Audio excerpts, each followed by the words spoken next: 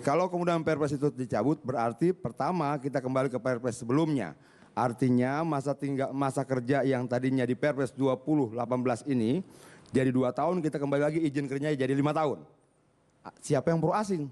Di Perpres 20 tahun 2018 izin kerja dan tinggal dibatasi 2 tahun.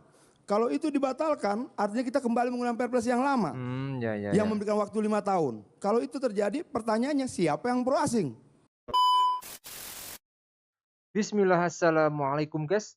Jumpa lagi di channel Jurnal Terupdate. Oke guys, jadi ini dulu di pertengahan tahun 2018 itu ada debat seru di acara panggung ILC. Perdebatan panas terjadi antara politisi PDIP Adian Apitupulu dengan Fadlizon dengan judul Buruh Lokal vs TKA, hingga keduanya saling tunjuk guys. Jadi bagaimana keseruannya debat antara keduanya? Mari kita simak bersama-sama video ini guys. Bismillah. Jadi intinya ini memang banyak masalah-masalah yang dibuat ya, belum lagi pasal-pasal di dalam Perpres itu pasal 10 ayat 1A, 1C, pasal 9, pasal 6 ayat 1 dan seterusnya. Jadi menurut saya salah satu cara untuk memperbaiki keadaan ini ya harus dicabut itu Perpres nomor 20 tahun 2018 dan juga peraturan-peraturan lain yang memberikan fasilitas yang luar biasa kepada tenaga kerja asing. Kembalikanlah, prioritaskan kepada tenaga kerja lokal untuk itu. Maka saya dan kawan-kawan menginisiasi sebuah usul ya di dalam sebuah pansus angket tentang tenaga kerja asing. Dan sekarang sudah ditandatangani saya kira udah 25 orang.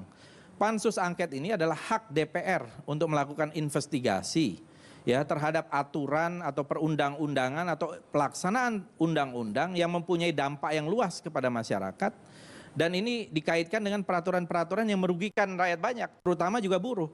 Hari ini kita mendengar buruh di seluruh Indonesia menginginkan Perpres itu dicabut. Jadi pemerintah harusnya, presiden mendengar kalau mempunyai komitmen kepada kaum buruh, ya cabutlah Perpres itu. Terima kasih. Cukup. Ada mau jawab? Kalau artinya begini, kalau kemudian Perpres itu dicabut berarti pertama kita kembali ke Perpres sebelumnya. Artinya masa kerja yang tadinya di Perpres 2018 ini jadi 2 tahun, kita kembali lagi izin kerjanya jadi 5 tahun. Siapa yang pro asing? Siapa yang pro asing dalam situasi ini? Di Perpres sebelumnya yang tahun 2014 izin kerja pertama diberikan 5 tahun. Iya itu kan maksimal. Sebentar dulu.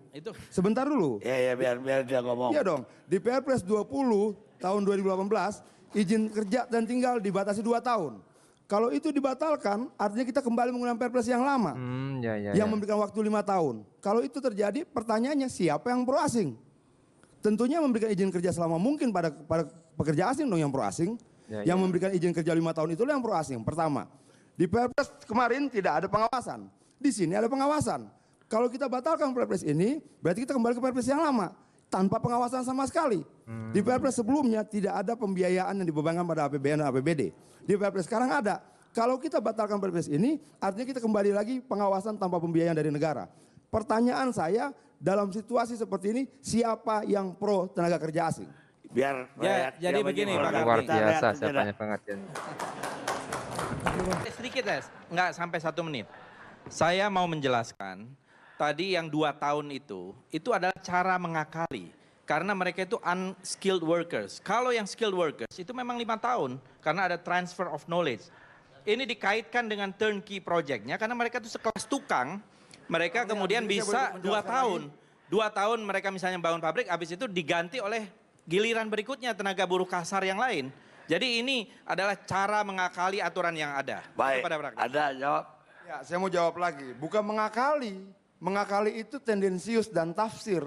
Kalimatnya tidak ada kalimat mengakali. Iya, karena itu kaitannya dengan sifat dari Dengar dulu alasannya. Dong. Enggak, maksudnya gini, kita harus menjaga agar ini tetap menjadi Indonesian Lawyers Club, bukan Liars Club. Jangan sampai kemudian berubah jadi Liars Club. Artinya saya perlu menjelaskan di sini bahwa tidak ada yang mengakali. Tidak ada dalam Perpres ini bicara tentang mengakali. Mengakali itu tafsiran Fadlizon. Loh iya, karena memang buruhnya adalah buruh kasar, di Perpres tenaga buruh kasar. Sebentar, itu jelas cukup di Perpres 2 tahun dan kemudian nanti mereka 2 tahun lagi, balik lagi. Kalau dua-dua ngomong, Gak ada yang mau denger. Tapi jelas di Perpres sebelumnya Bang Karni, itu Prakteknya nanti dijelaskan seperti masa itu. kerja pertama 5 tahun. 5 tahun itu di Perpres 20 tahun 2018 dipotong jadi 2 tahun. Ya, itu karena jelas yang keberpihakannya transfer of siapa? knowledge. Kepada siapa? Itu jelas. Jelas Transfer itu knowledge ada itu bisa masalah. berkelanjutan Ini dan sudah bisa begitu diselesaikan banyak karena masalah, pendampingan ya. diberikan pada Saya kira kerja dua-duanya sejak cukup. Sudah banyak awal. masalah. Cukup, Ibu Irma. Saya minta tidak ada interupsi Ibu Irma Suryani.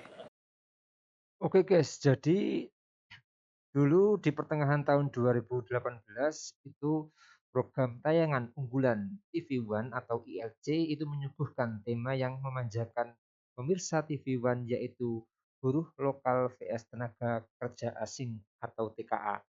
Tema ini dulu sempat menjadi hangat setelah pemerintah itu mengeluarkan Perpres nomor 20 tahun 2018 tentang penggunaan tenaga kerja asing di Indonesia.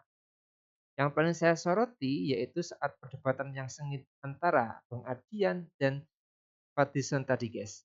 Adian Apitupulu terlihat mampu mematahkan argumen dari Bang Fadlizon tentang penolakan Perpres nomor 20 tahun 2018 terkait tenaga kerja asing yang meningkat. Perpres nomor 20 tahun 2018 memuat pasal tambahan dari undang-undang sebelumnya. Ada beberapa hal mulai dari pengurusan, posisi, pengawasan, dan syarat-syarat TKA.